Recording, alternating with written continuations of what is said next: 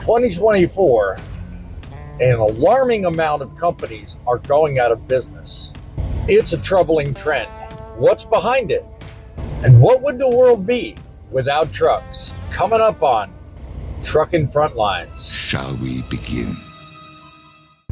From the trenches of trucking experience and a passionate heavyweight in the Truth in Broadcasting Network. Welcome to Truckin City News Frontline Podcast. Hosted by the most opinionated broadcaster on YouTube, Boss Man.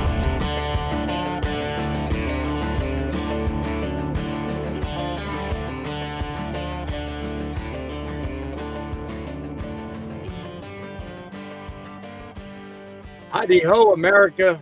Welcome to the Frontlines of Truckin', a show I uniquely created because I got sick and tired of listening to the BS go on with mainstream media, trying to beat it into our heads that we are out of a job. They're succeeding in only one facet. They're succeeding because they've got bigger numbers than me. But you know what? Mama didn't raise a quitter. I'm pounding the salt. I'm pounding the pavement day after day. I'm making waves and I'm making waves. And today, my friends, we are going to make trucking great again.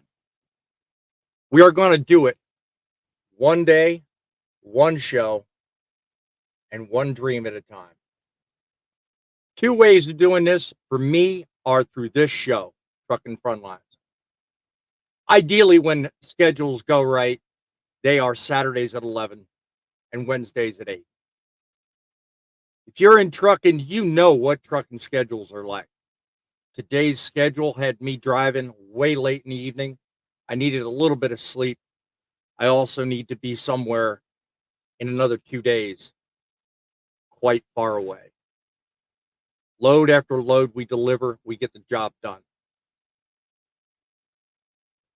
My mission here is the truth in broadcasting, because you are inundated every day with story after story after story. It's always the same negative. I get it. Trucking's a hard business. But if you listen to the media, it's all about them.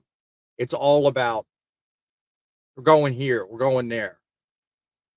Hell, President Biden was on the tube not long ago saying we'd be out of a job in 4 or 5 years. Well, I'm still here, and so are you. So let's explore trucking from a perspective of why we're still here, what it would look like if the world had no trucks. Today's broadcast, I want you to go ahead and leave a comment. Let me know in the chat what you think of the stories, what you think of the discussion, and what you think of the industry. I'd certainly like to know your feedback, and I'd like to know what you think of this entire thing we call a trucking industry.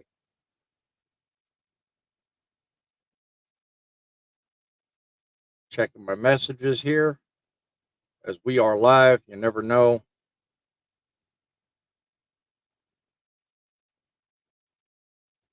Every day is a holiday.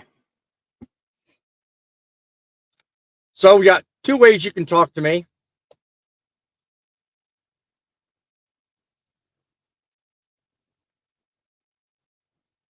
One is you can leave a chat, comment. If you're watching this on the replay, you can certainly leave a comment below the video. You can also send us an email at that'struckinnews@outlook.com. That's truckinnews@outlook.com.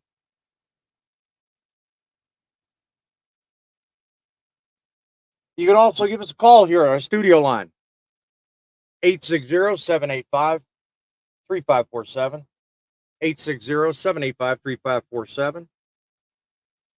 As I'm chatting with you, I'm also making a final check to make sure that everything is working right.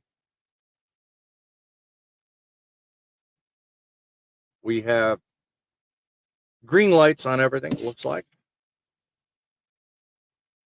So I welcome your input.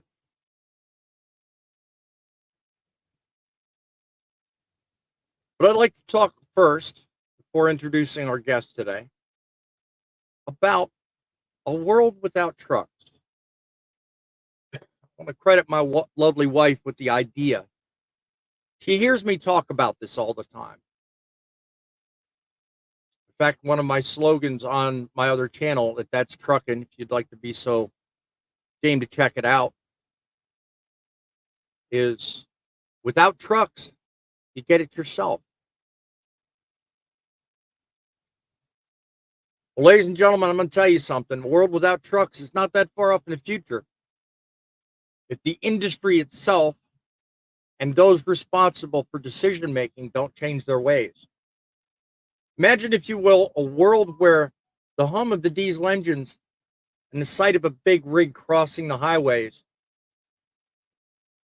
is but a distant memory. A world where the backbone of our economy, the lifeline of our daily lives, simply disappears. Let's consider our grocery stores. Without trucking, grocery store shelves would take on a whole different picture. They would be bare. Fresh produce and dairy, they wouldn't exist, if at all. We'd have to go some delivery route or some, hell, for that matter, you'd have to get in your own car and drive to the local farm. Our local farmers markets might thrive for a short while, but the demand would quickly outstrip the supply. Let's think about medical supplies. Hospitals rely on a constant flow of deliveries from everything from life-saving medicines to surgical instruments. Without trucks, these crucial things could not get to the front lines of the trauma centers all across the world. The construction industry would literally grind to a halt. The materials that we use, the 2x4s, the plywood, the insulation, all of the very nails, screws, and things that hold our homes together, would not make it to the construction sites. These people would have to charge astronomical prices just to build our houses because they would have to go to the source themselves. Quick story about a fellow that run a grocery store. He's a grocer named Sam. He'd been running for over 30 years, proudly serving fresh produce, dairy, and essentials to loyal customers. And every morning, a truck would pull up, delivering these goods that kept his store's shelves stocked. One day, the truck didn't come. He called the supplier and said he'd been told that the trucking company had gone out of business. Suddenly, that lifeline of deliveries he depended on was all of a sudden cut off. He watched helplessly as week after week his shelves grew emptier and emptier. First, the fruits and vegetables disappeared, then the dairy products. Soon, even the the goods were no longer there and able to be supplied to his store. He eventually had to close down and sell the business. So as we continue on, let's think about both extremes, both on the bad side and yet on the good side. Because you know what? The fact that we're talking about this opens up an incredible world of awareness to everyone. Hey, this isn't so much an impossibility, but a possibility. Now, I raise it because, I mean,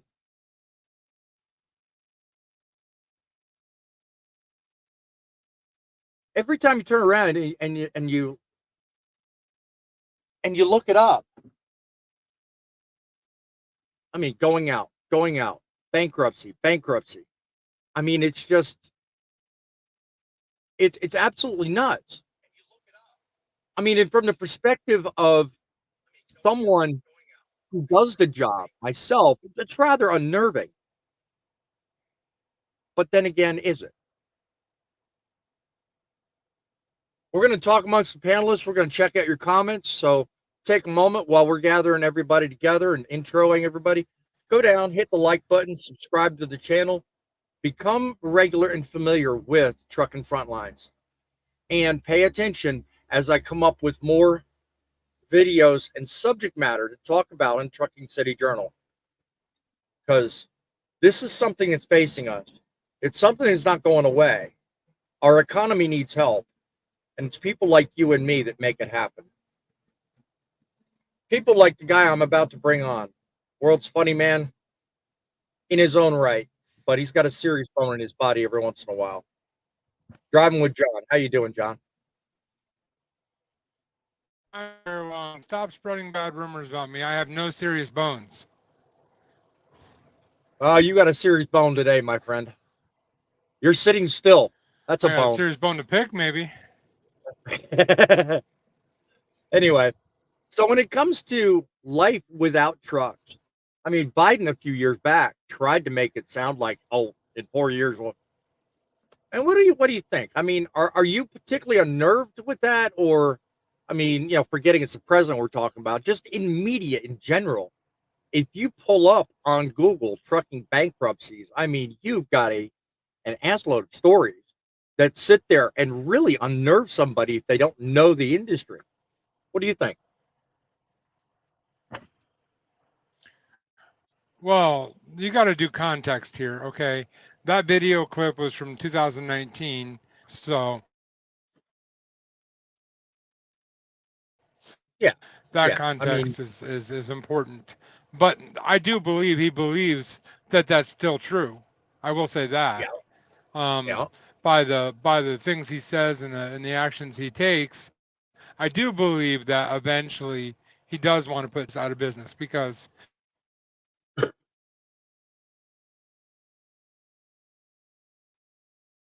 Seems we lost your audio there, John. And as the world advances, I'm not saying that day won't come, because there is going to be a day that comes. I lost my audio. Yeah. You can't hear me? Yeah, for a second you cut. Yeah, for a second you cut out. You're good now, but there must be a there must be a delay. Sorry about that. Yeah, there must be a delay in your internet signal, but we'll work through it. We'll work through it. We're going to check with a couple of comments. I don't get to pick the internet signal. Yeah, that's true. We're going to check with a couple of comments because one caught my eye here. Midlife Trucker says trucking, like everything else, is going to evolve.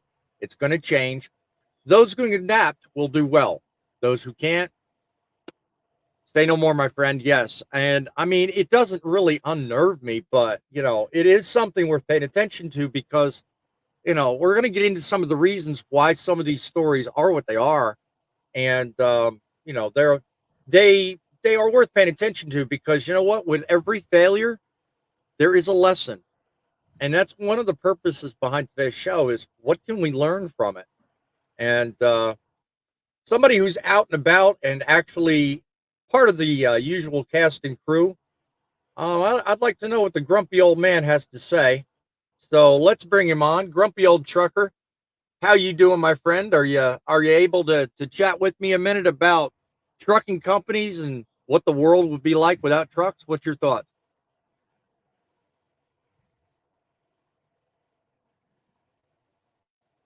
Well, it seems like he's incognito at the moment and unable to chat. We'll get back to him in just a few minutes. I'll play grumpy old trucker. Hey, there you go. Play all you want. Well,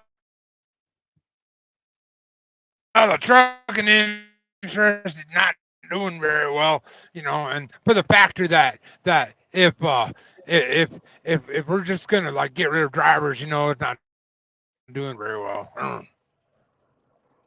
Yeah, right. Nice likeness. I'll give it that. The internet even went as grumpy as you did there for a second. So, at least it's cooperating.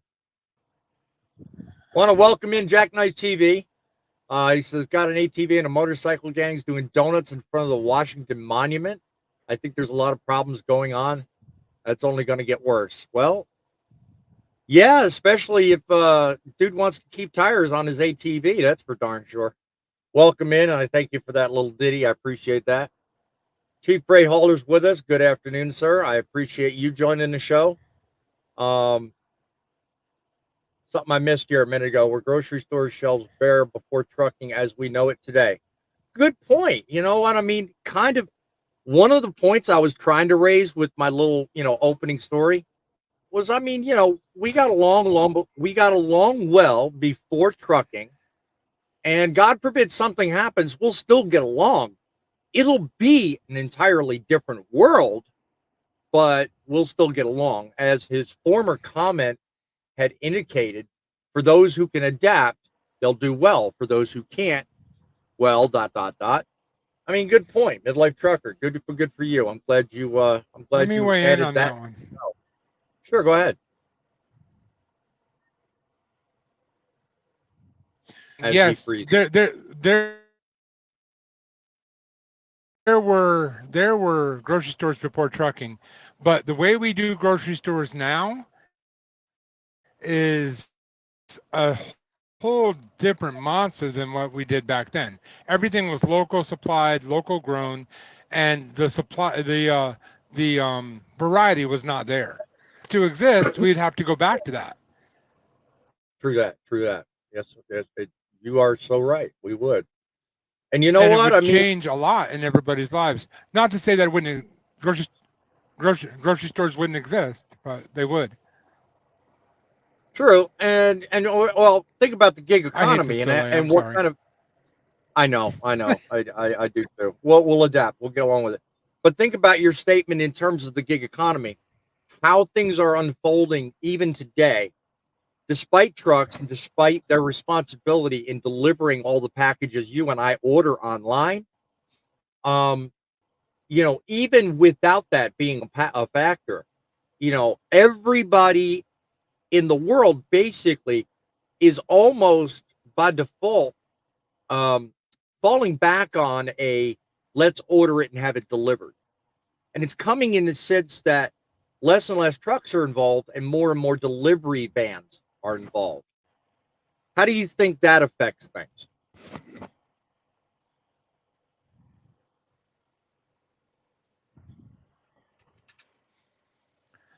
Well, anytime you're dealing with, like, if you're around like New York City, I get 50 pounds for $27. Chicago, LA, a lot less semis go into the city. They deliver outside the city, and it's brought into the city on, He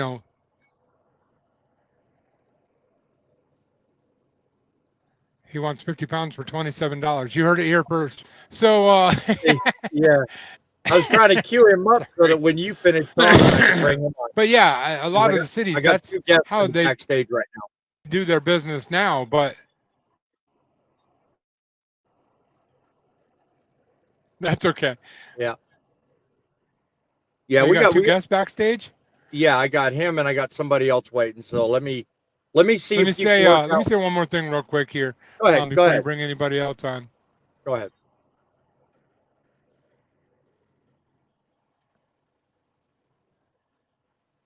I'm sorry, one more thing, and then I'm going to jump out and reconnect and see if that helps. So one more thing I want to add to that is, if like right now the trucking industry is not in a good place. Like we all know that. Like now some people, like, yes, if you put yourself in the right position, you can do well, but that doesn't change the fact that right now, most truck drivers, even company drivers, are actually hurting. Like we're not making as much money as we're used to making, and we're having trouble having ends meet because you live to the standards of money that you make normally. That's how normal people live.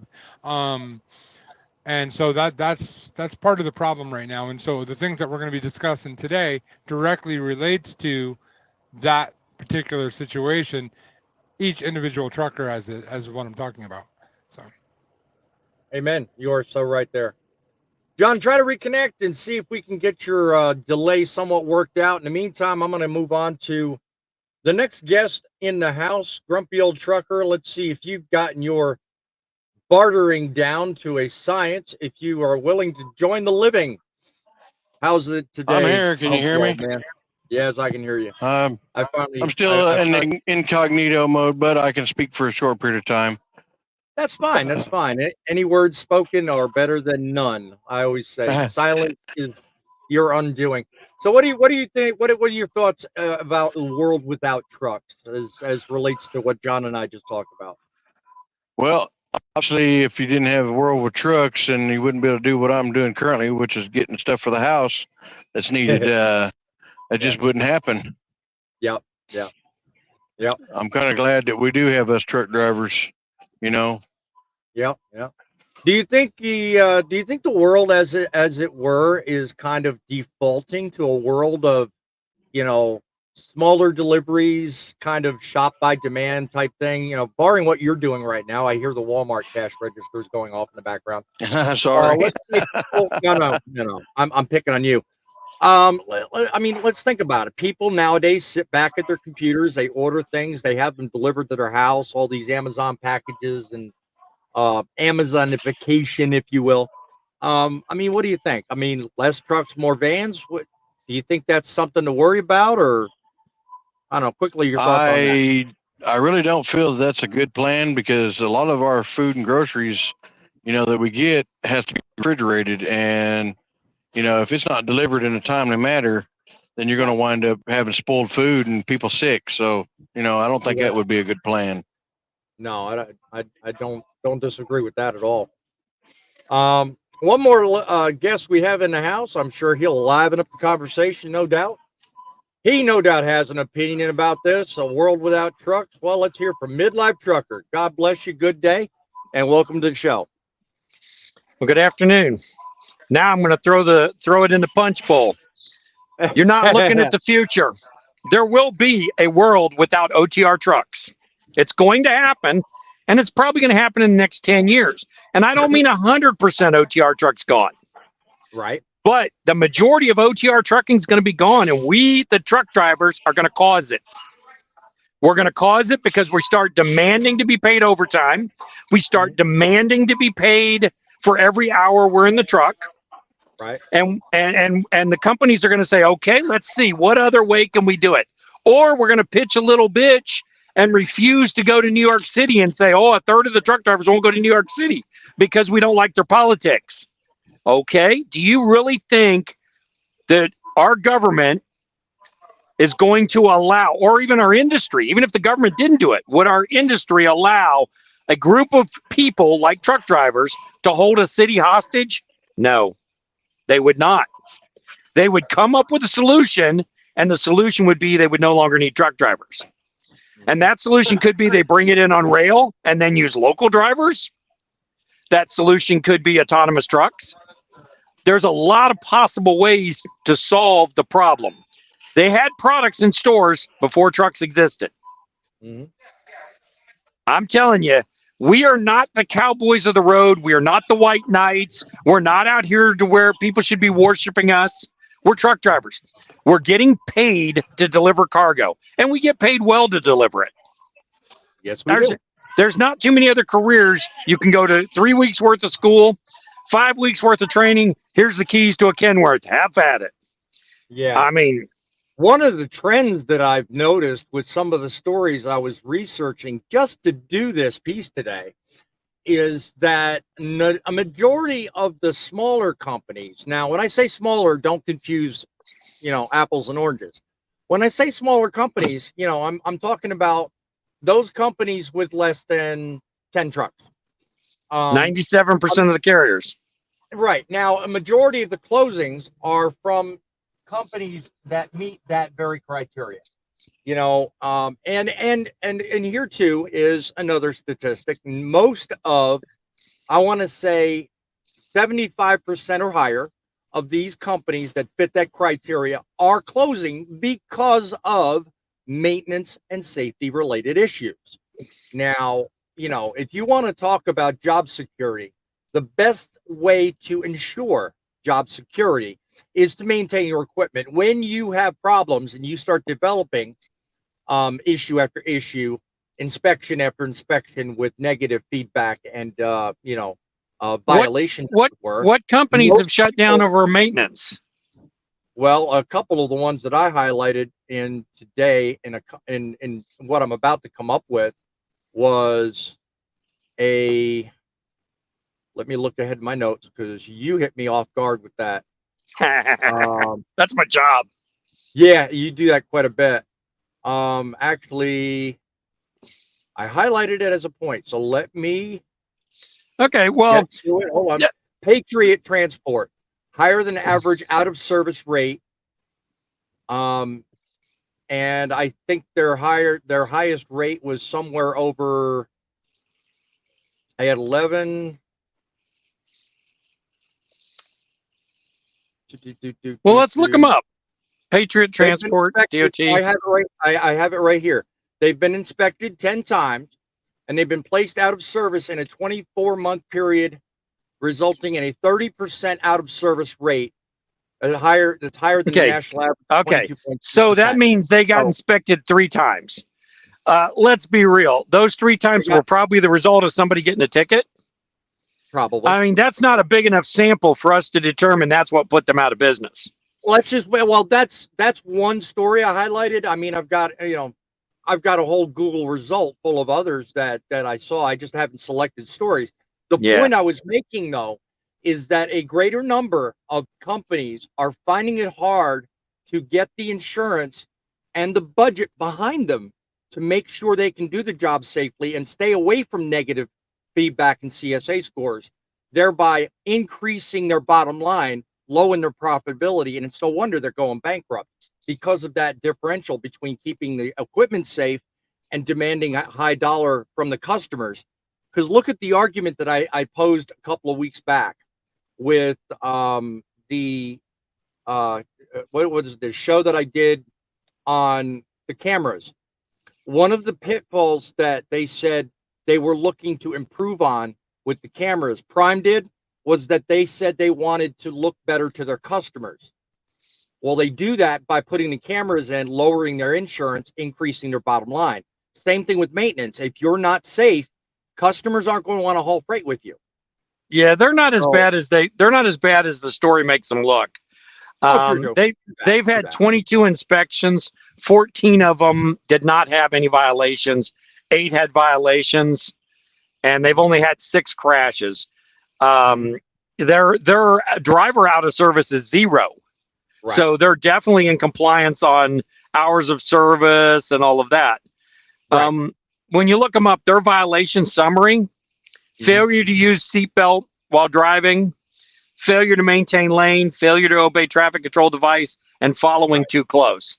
They are not. I'd like to look into Patriot and see what did put them out of business, because I don't think their violations put them out of business. They literally. I'm sure there was other. I'm sure there was other factors, and I'll probably get to it here in just a minute because I'm going to be talking about them as the future story unfolds. But there were other factors, and with other companies, of course, there were other factors. But it's one that I felt was worth mentioning because I've seen other companies cite it as reasons for bankruptcies, whether it be because of maintenance issues, inspections, investors, what have you. I mean, there's a number of issues coming up on these stories, but the first problem is they're from Illinois. Yeah, there you go. And a couple of them were based out of California. They're not going out. Mm-hmm. They're not going out. They're reorganizing. They're doing it. Yeah. Okay. Yeah, and that's one of the things I noticed too. Look, I'm not trying to raise alarm bells here. All I'm trying to do is just bring awareness to the fact that it's happening, and let's explore. I mean, as you started your comment, Tom, it's going to happen whether it's by force or by choice. The problem is, and what I'm bringing up in this show is, what are we going to do with this information? Are we just going to let everything go and just let others make choices for us? Or are we going to actively participate in actually walking the line and maybe having an influence? That's the purpose behind today's show. So I don't know. What are your thoughts? I mean, what can we do individually anyway that would sort of change that? What are your thoughts, Tom? One of the things is we're always saying, what can the carrier do for me? carrier can give me more money. They can pay me for the stops, pay me for every hour in the truck, pay me overtime. What can the carrier do for me? What can you do for your carrier? I mean, obviously, don't hit stuff, don't tear stuff up, make sure you're going over your product. But what if you drove 5 miles an hour slower than your governor? Yep. How much fuel would you save? What if you planned your routes a little better and maybe cut down some of that excess mileage because you decided to take interstate? I mean, if you're not in a hurry to get to your goal, what if you drive for the load? Yep. True. You know, and we don't think about what can we do for our carrier until the carrier's filing bankruptcy and they're wanting you to bring your truck in. And, you know, at that point, it's a little late to think about what we can do for the carrier. Yep. It's true. I mean, so individually, I think a lot of people, you know, if you're a company driver anyway, I think individually, a lot of people don't collectively think of anybody but themselves. I mean, obviously, you're getting a paycheck, you're getting paid by the mile. So what difference is it to anyone if, let's say, you get stopped for a tire violation or defective equipment or whatever? I mean, you know, I personally think the average company driver doesn't take seriously enough the job they do. Let me take a moment, Tom, and let me notice a couple of comments that one I've been staring at here. John Wick, I don't know who you are. You're a new fella. Welcome to the show. He says, nothing like spending 6 months doing truck driver school to get a CDL and all the endorsements to drive the truck. And because I don't have experience, can't get a job. I want to address this. Go ahead. Go ahead. Yeah. Go ahead. This is a mistake so many people are making. It used to be, we told everybody, don't go to a major company because you'll be locked into them for a year. Yeah. Go to a school that sets by itself. Here's the negative to that. You go to a school that sets by itself, you wind up with a CDL in your hand, no experience, no training, and no job. If you go to a mega carrier, if you go to the mega carrier, you may hate it, but you're there for a year, and when you leave there, you got your golden ticket in your pocket. Exactly. Yes. A lot of people talk crap about mega carriers because they say that mega carriers that just one, you've done one, you've done them all. Well, in a lot of respects, you know, that's sometimes the best way to get in. That's how I got in. I started with US Express, and my first year was with them. Then I moved on to Warner, and the rest is history. So, you know, sometimes you've got to suck it up. Quick? Can you hear me? Yes, we can hear you. We got you, Lima Charlie radio check. We can hear you. I don't know if the delay problem is still there, John, but only you can tell me that. I don't know. You'd have to tell me that. Yeah, well, it looks like it's better than it was. So, Jackknife also come on. He says Amazon is expanding their drone service for deliveries. So that means less delivery drivers making an income, which means less people buying consumables, which trucking brings. Kind of to the point I was making, and before anybody else jumps in, it's not an alarm bell, but it's a trend. And that's why I opened the title and the thumbnail with what's trending in trucking, because you know what? Every trend has an effect. Every trend has a result. And you know what? As far as I'm concerned, let them order. Let them order by the truckload. Let them order by the rail car load. I don't care. You know, what helps others helps us. And I don't look at this as a complete negative. I look at this as a positive, a net positive. Because you know what? Yeah, they're going to get autonomous trucks. They're going to get all this stuff that you're talking about, Tom. But in the long run, it's not going to be snap the fingers, it's done tomorrow. You're out of a job. We don't need you. It may happen someday, but it's not going to happen tomorrow. So keep right on ordering them Amazon packages, and by all means, we're going to keep right on delivering them. It'll be after we retire. That's true. That's true.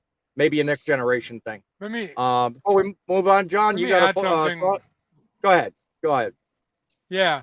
Let me add something. When I got booted out because my internet really sucks. I'm in the middle of nowhere, so yeah. I do apologize for any delays or issues that causes.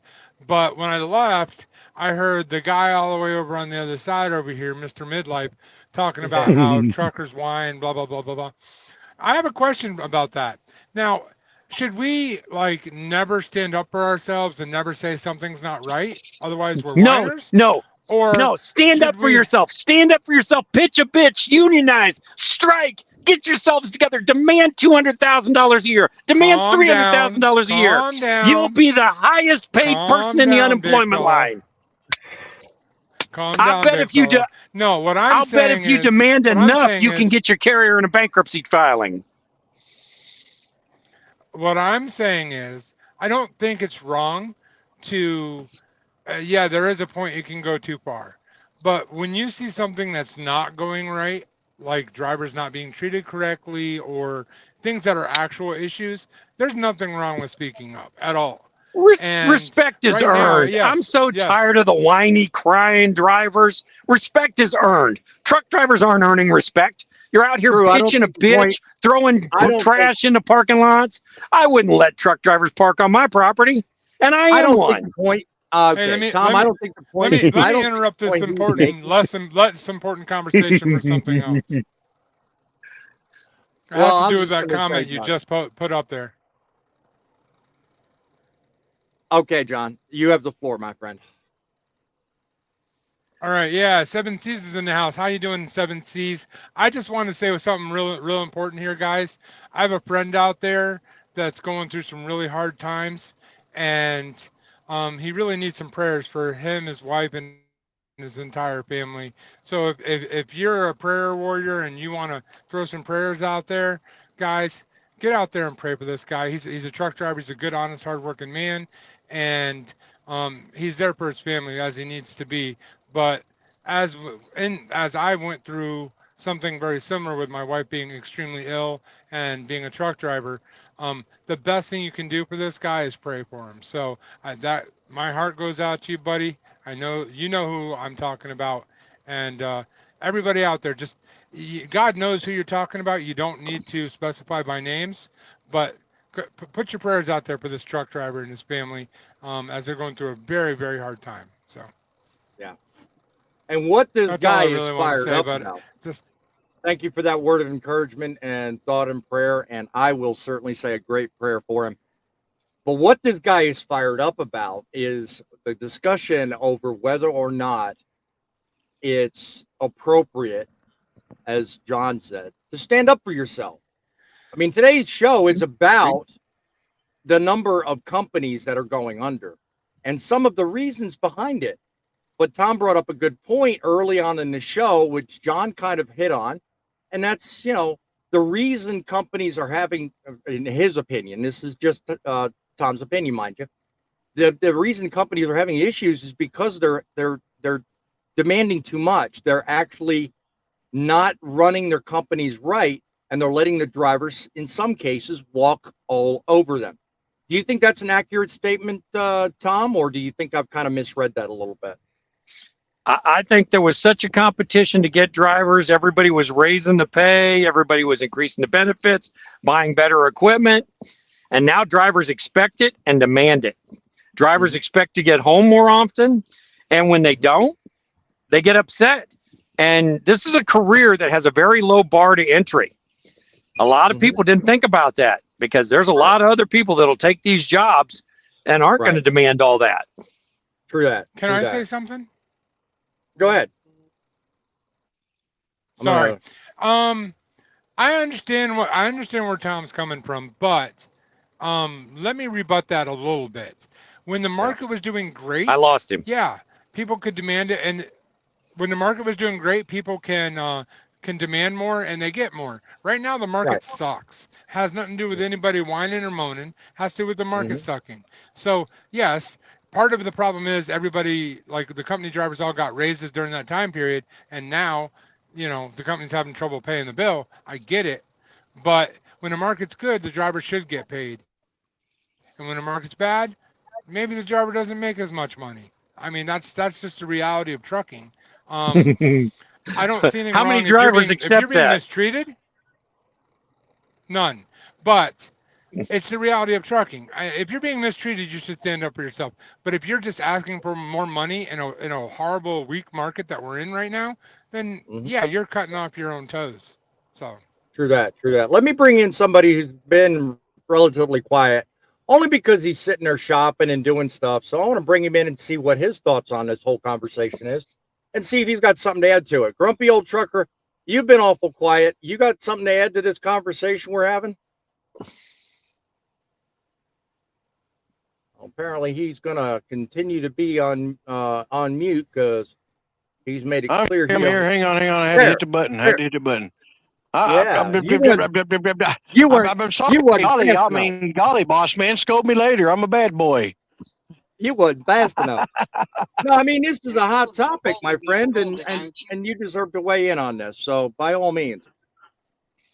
Well, the fact of it is, like I say, if this has got to do, I heard part of it because I was busy doing things too. This is my day for running around, and normally we do early morning shows, so I'm sorry about all this mess. But anyhow, if we're talking about the school situation, I'm telling you right now, yes, I agree that you should be able to do some more good training after you get out of school. I do agree with that. But let me tell you what, accredited schools like the one I went to, not once but twice, because I had to do a refresher course when I came back to doing Class A. Let me tell you, if they're not accredited, they're not going to teach you the right ways. Yes, there's a lot more to learn out there, like having to learn the mountains and all that kind of stuff. But let me tell you, you can't find a better school system than the one that's PDTI or PTDI or something like that, which is professional driver training, something like that. I can't remember exactly what it stands for, but let me tell you can't find a better one. So, yeah.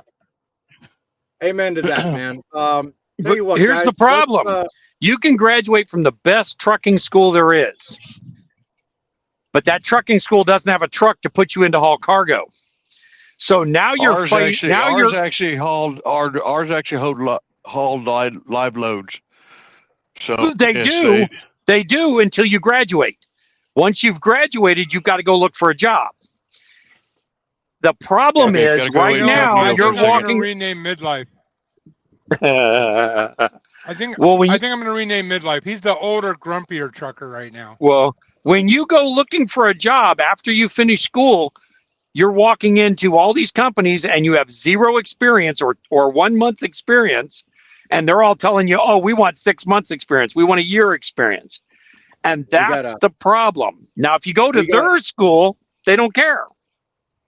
We got a caller on the line. Let's see what the caller has to say and what he'd like to add to the conversation. Welcome to the show, my friend. You are live on the air with Truckin City. What you got to add to this? I'm not a he, I'm a she. Well, welcome to the show, dear lady. What can I interest your comment in today? Well, this is Girl in a Semi. Welcome to the show. Glad you called. Thank you. Hey, I missed a lot of the show, but I saw the title about trucking companies going out of business and stuff like that. I was also just listening about the school issue. That's a whole other thing. But the reason why I called is that I think that, I don't know if you guys already covered it, but part of the issue about these trucking companies going out of business is, we had, and I've been associated with 3 of them lately, that they overbought equipment. They hired every yahoo that walked in the door because they had a lot of freight to haul. Now there's no freight to haul, and these guys are just shut the doors.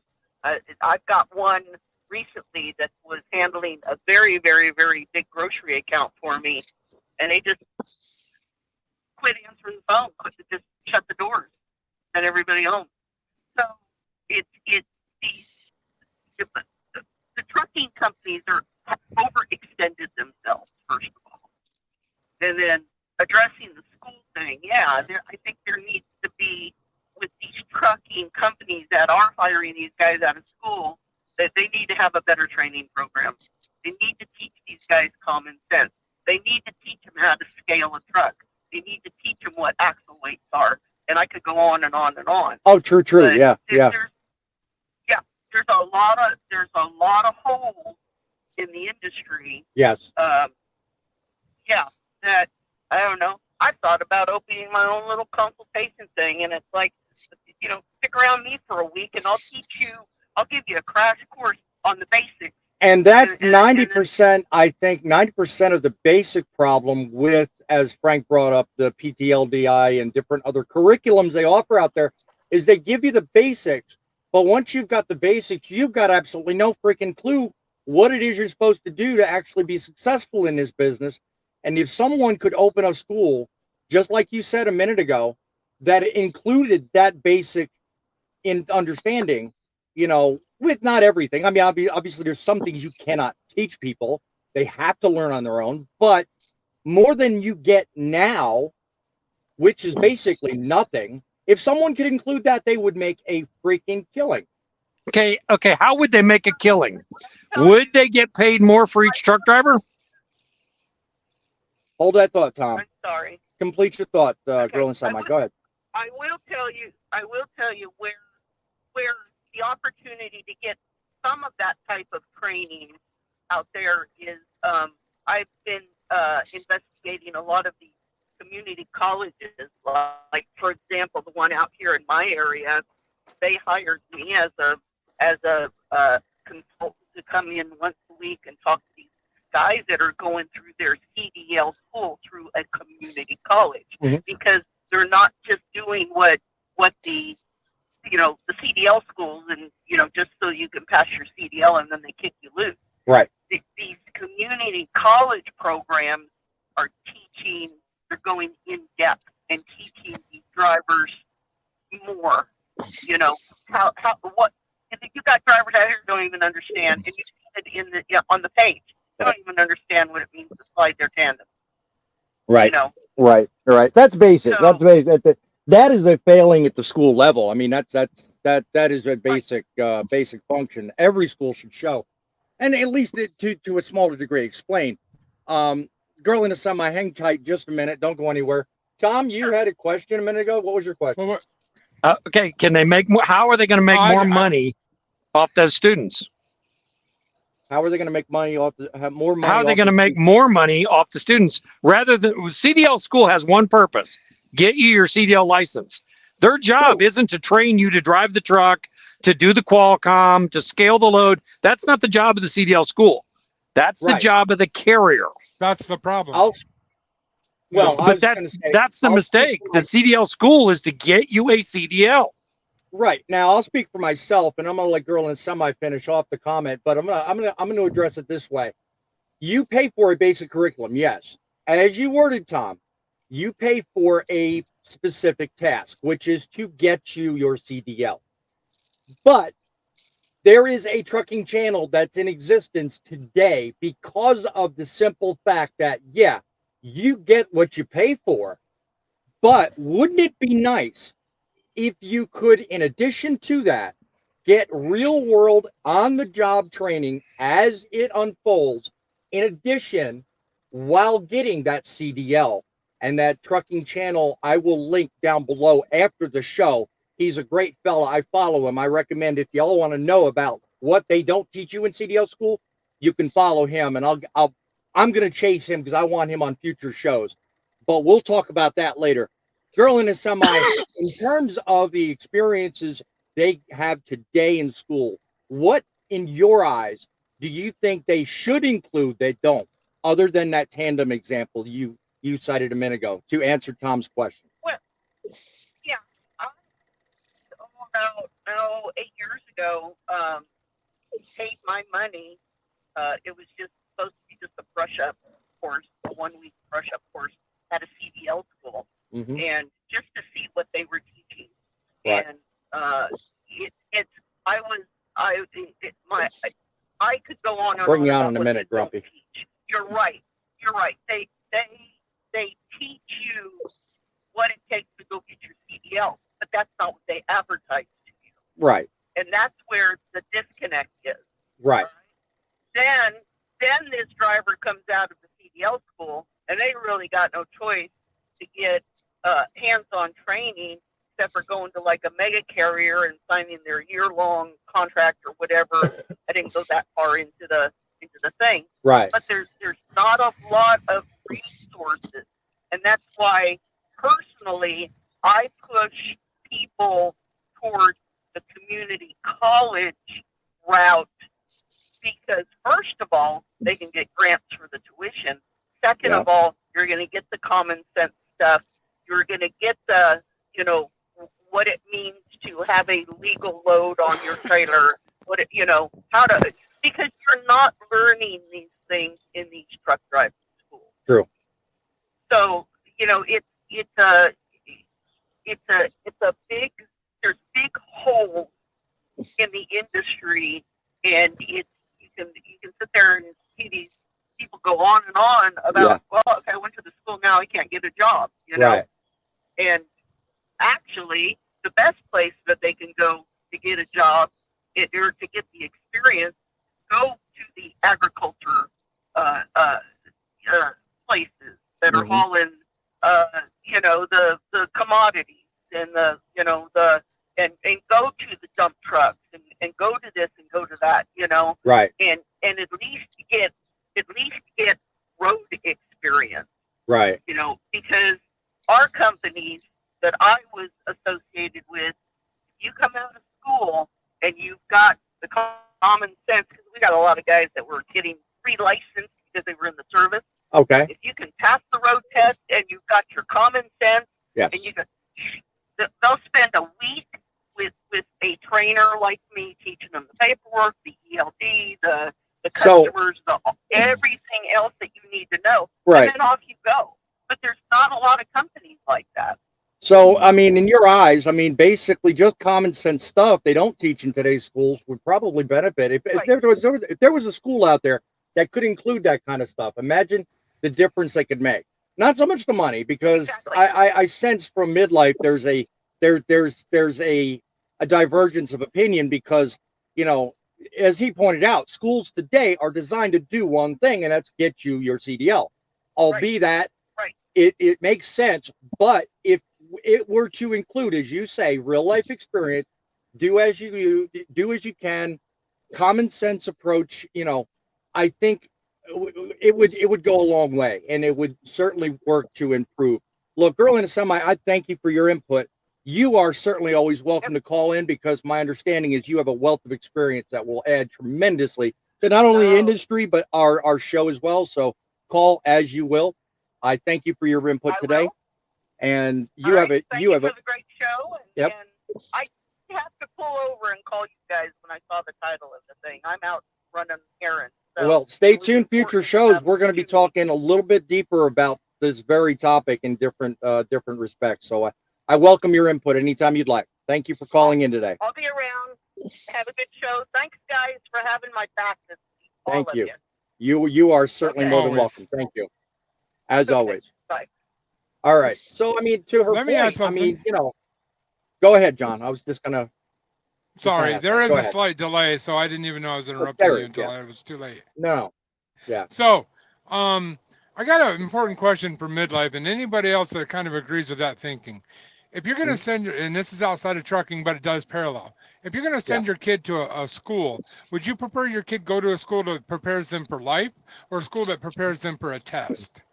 Okay, you've just hit on what's good for the person who's sending the kid to school. You've just hit on what's good for the kid. That's not what's good for the CDL school. Okay. Yes, it would be awesome for a driver to ride for a year with an experienced driver in the passenger seat, and the two of them banter back and forth for a year. That'd be awesome. It's also not practical. Think about the point is, the CDL school is there to make money.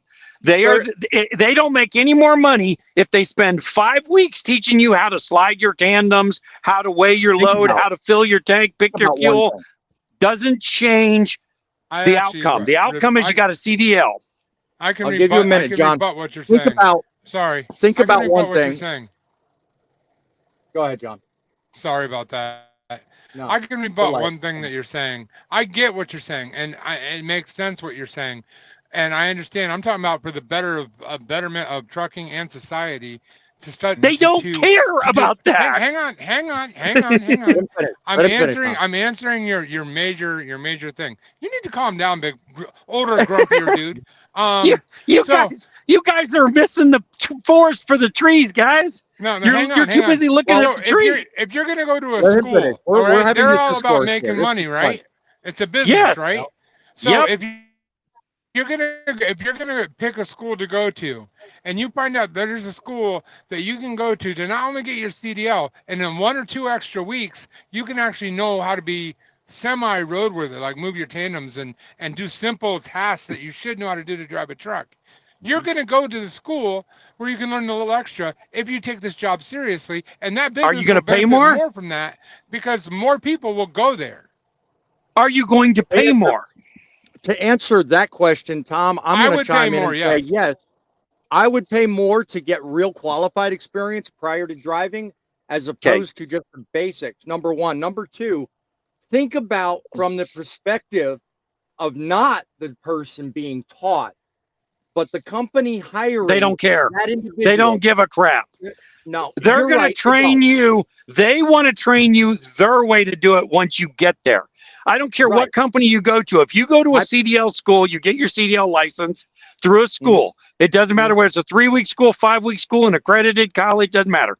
You get your CDL, the first thing they do is pair your ass with a trainer. You go to Swift, you're with a trainer. You go to Millis, I don't care. Think They're about not, this they way. want you trained their way. They don't want you trained the way some school somewhere else sent you. They're going to Think train about you this their point, way. though. Think about this point, though, Tom. From a company perspective, as much as you're right, you say they don't care, but there are certain things most companies do care about, and that's the bottom line. Now, think about this. If you're looking to hire from a school environment and you have a choice between hiring somebody with nothing versus somebody with a little something better, which are you going to do? Now, from the I don't want company's either one of them. perspective, I don't want either one of them, and that's the point. That's None not- of the mega that's not the carriers point. want none of the mega carriers want a candidate the who went point, to school somewhere else. They want kids. That's not They want people who went through their school, had their training. They don't point- want inexperienced drivers coming in that went to somebody else's school. Okay, let's not talk about that company then. The company I'm talking about is the one that does hire from the schools. And there are plenty of them out there. Prime is one of them. Warner's another one. I mean, there's a number of the mega Call carriers Prime up that right do. now and ask them. Well, If you come they from said it somewhere else, themselves. they're going to call you a C seat, and you're going to have to do 60,000 miles in a truck with somebody. Okay. That being said, let's get to the point that I'm trying to ask here. Now, when you're given a point of making a decision as a person running a company, you're hiring in from a school environment. You are yourself responsible for the bottom line. Now, as that person, you have two choices. You have a choice to hire somebody with a little bit of experience coming out of school that actually knows what they're doing versus somebody who's just got the basics with nothing. Where are you going to go to hire that person? Are you going to hire A or are you going to hire B? I'm going to hire the guy who did not get somebody else's training. I want my guy training you. You come in with your CDL. I don't care. As long as you're legal, I want you trained with my guy. I don't, Right. You're going to come through and you told me that this guy trained you. I don't have a clue what he trained you. I don't know how good he is. Right. That's why every place sends you through a check ride. And Right. then Well, any good carrier what I'm puts you making- through training. I think Let me the use don't your point that I'm same take making, reasoning people. on you. well, Let me I use think your the point that I'm same making reasoning. is getting lost in translation by this training idea. Gerlin and Semi brought up a good point, and that's that when you talk about what you learn in, let's say hypothetically 6 weeks, because that's what it took me, 6 weeks to get my CDL. The point she made is some schools just don't cut it. They do their job, as you say, Tom. They're only supposed to do one job. I get that, but what better opportunity would it be for a person to actually get that plus? Here's the about it. difference. Here's the difference. I went to Millis. Mhm. Millis had a vested interest in my success because they were going to put me in one of their trucks. So I Mhm. went through 3 weeks of school in the classroom, backing pad, riding in a group truck.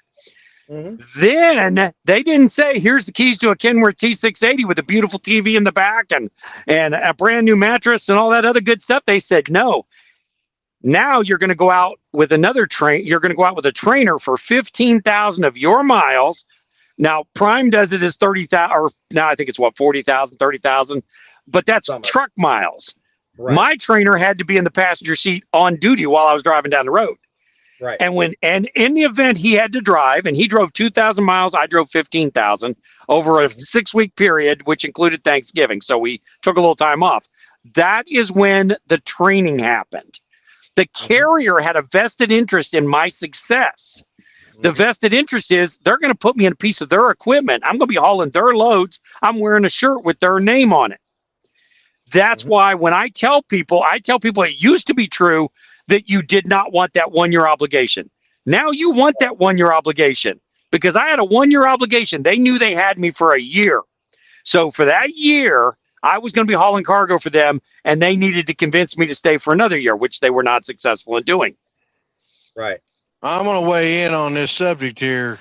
Go ahead, Frank. Tom. I wonder if you're going to hear from you. Let me tell you what. I've been through the same school twice, okay? When I first started my career, and then the second time whenever I had to go back and start a Class A driving again because I hadn't drove Class A in a while. I had to refresh, but I still had to go through the full course. Right. I'm going to tell you what. The moment I got out of the refresh, the company that sent me there to go through the refresh, paid for the school and all that, I'd sign a 1-year contract with them. Also made sure that I went out with a trainer again for, I don't know, I was out with him for darn near a month and a half. Not quite. Exactly. It would have been less than that, but they screwed up and thought that we were a team truck because that's what his truck was labeled as. So they were running us differently. So I wasn't getting all the miles accredited to me because it was showing as a team. And he's like, no. You figure this out. This man has got it. And all he really needed, he's a good driver. All he really needed was to learn the paperwork and learning how to use the Qualcomm system again. Otherwise, get him out of this truck, get him in a truck. And the moment that he got me back to the terminal, they also have another type of training seminar that you have to go through, which is a special course that you have to take and learn. You have to be able to back properly. You do this before you go out with a trainer too, during orientation. But when you come back, you have to do it once again and prove to them that you're doing well. Well, I did this course at night with hardly any light, and this was done with my trainer, and my trainer said there has been no one that I know of, that I've even heard of, that's done that course at nighttime as well as you have. And in fact, I haven't even heard of anybody doing it at night. So, that's what I'm telling you. If you're stuck with a good trainer or you've got already some previous experience, it helps. And trust me, just because you come fresh out of a school doesn't mean that you're not going to be able to have a chance to learn what you need to learn. You've got to be with somebody that cares enough about training. You don't need to be stuck with somebody that just like, I'll just start out and say, you don't want to be stuck with somebody that's got about 6 months experience on the road period that works for Swift, and, then you wind up getting out there and not having experience. Yeah, exactly. Yeah. And most of those people that are doing those training, they're not there to train. They want that extra pay. They want somebody to operate that truck while they're pulling in the dough. And that's wrong. You can't do that. You just hit on it. Like you said, you left the school, you went to training. Mm-hmm. Yes, the problem, the guy in the chat said, do that. The guy in the chat has a problem. The problem he has is a very common problem right now.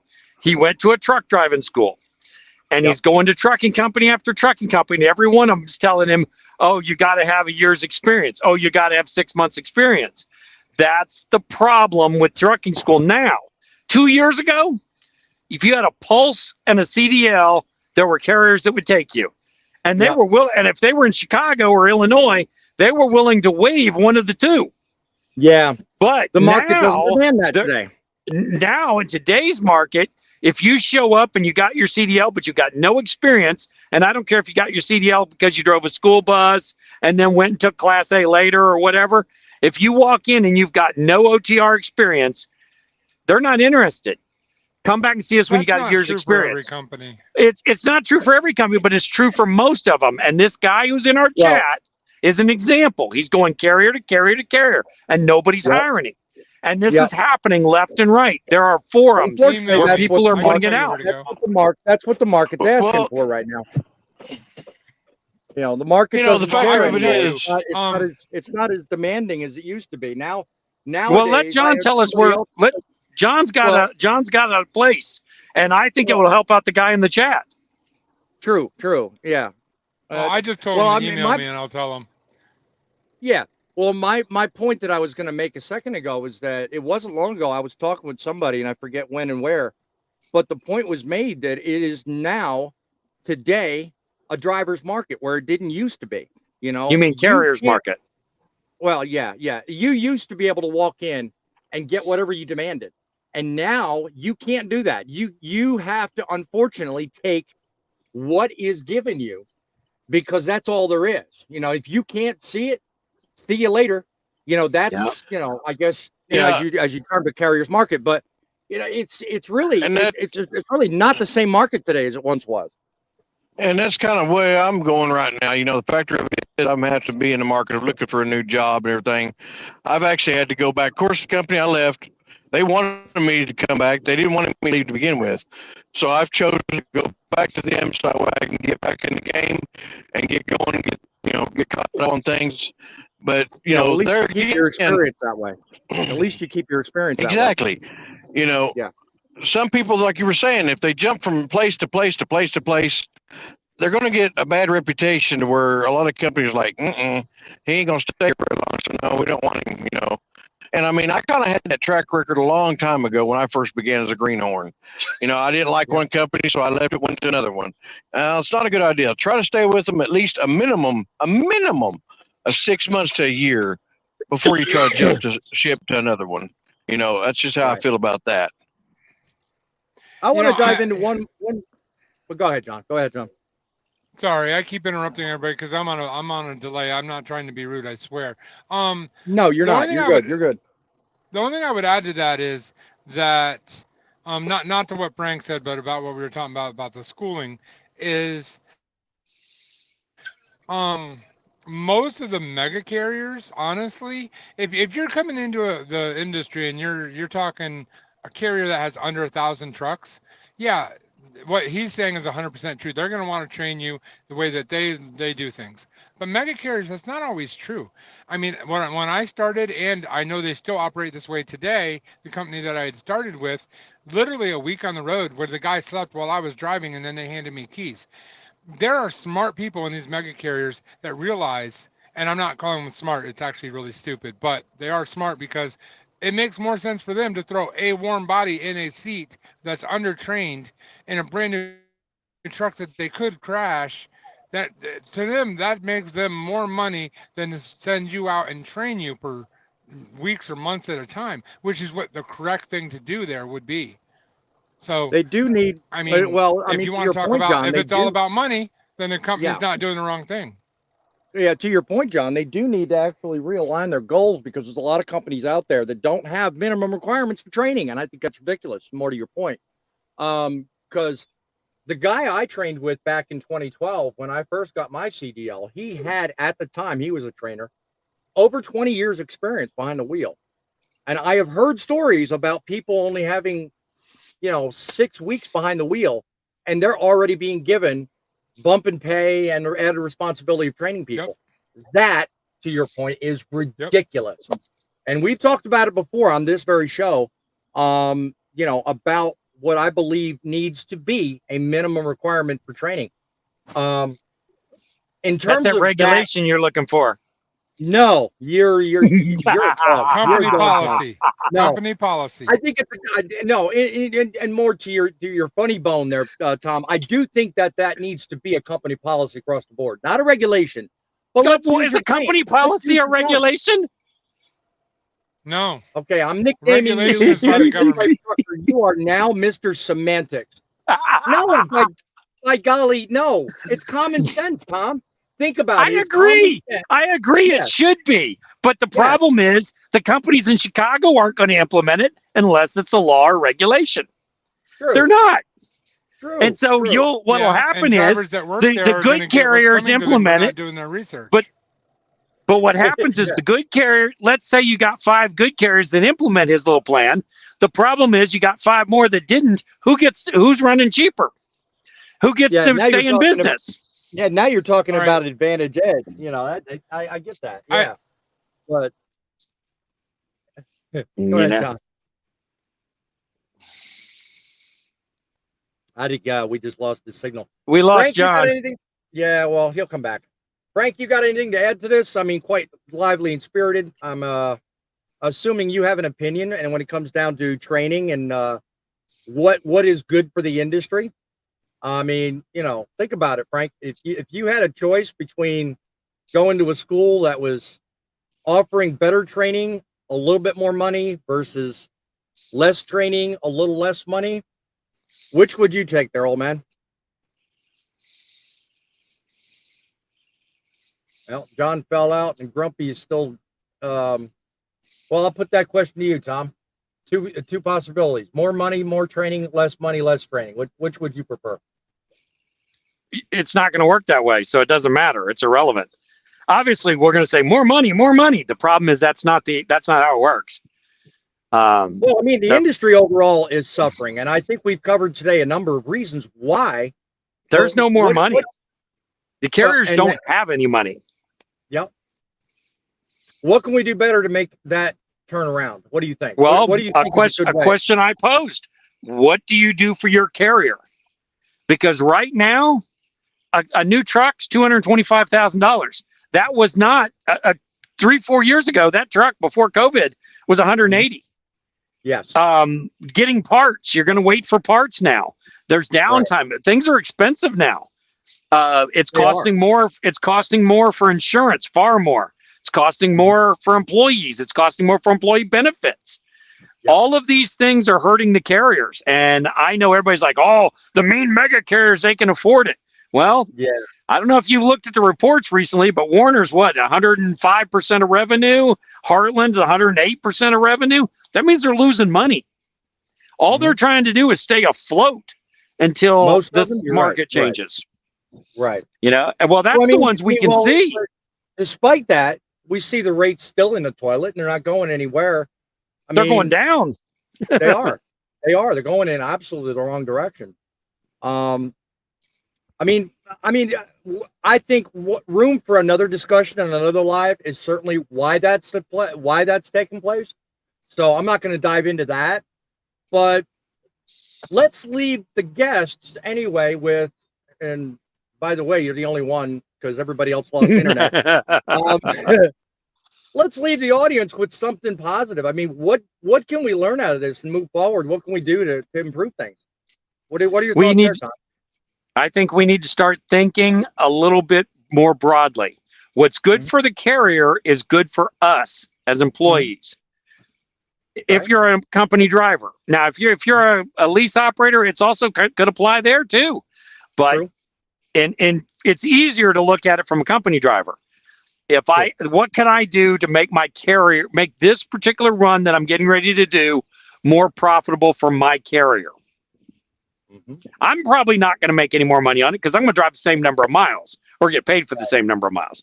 I'm going to get paid for the same number of stops. So what can I do to make it more profitable for the company? Right. I can't deliver prior to 0800 because they don't open. So why should I drive 70 miles an hour? Right. Exactly. You know. Okay. I'm going to let one more opportunity go by. Tom, thank you. There's John. John's there. I was just going to ask him if he had any closing thoughts as I'm about to close the show out. What are your thoughts in terms of something we can leave the audience with inspiration? Looking forward, what do you think we can do, aside from what Tom just said, to better prepare these people and, look ahead with a little bit of optimism? What are your thoughts, John? Well, this is what I would say. I understand we're in a horrible downturn where there's a lot of truckers out here having hard times paying their rent, hard times buying food, hard times getting through all of this. And this isn't going to feed your family this week. But I do believe that we're starting an upswing. And like WCF Invader says in the comment section, trucks are very low in price right now, and they're having trouble. The dealerships are having trouble getting rid of the trucks. So in the near future, when the economy, well, not the economy, when the trucking industry does on the upswing and it's much more noticeable, those trucks take a while to follow to come back up. So if at that point when the market's getting better and trucks are still low, there's a great chance to grow. And if the carriers are growing, that means the industry's doing better. That means we're all doing better. So That is very true, my friend. And when it comes to the growth of the trucking industry, that is the one thing we as a channel are interested in. We are here week after week giving you the insight on what's going on in the trucking industry. Take a moment, give us a thumbs up. Go to Driving with John, subscribe, give him a like. Show our grumpy old man who lost his internet connection, show him some love. Midlife Trucker, you are a saint, and words of wisdom keep coming out of your mouth every time we talk. Go look at his channel, show him some love as well. Things aren't easy. Trucking's hard. It's demanding, it's costly, and we are certainly going to do everything we can. Like Tom said, what can you do for your company and your industry? Looking ahead to next week, we're going to have a powerful show. I certainly welcome you in to be part of it. As that's going forward, remember, it's the trucks that make the deliveries, but it's you and you alone, that make the difference. Till next week, my guys, appreciate you being with us. Thank you for watching. Keep the faith, keep it real, and we will keep it rolling.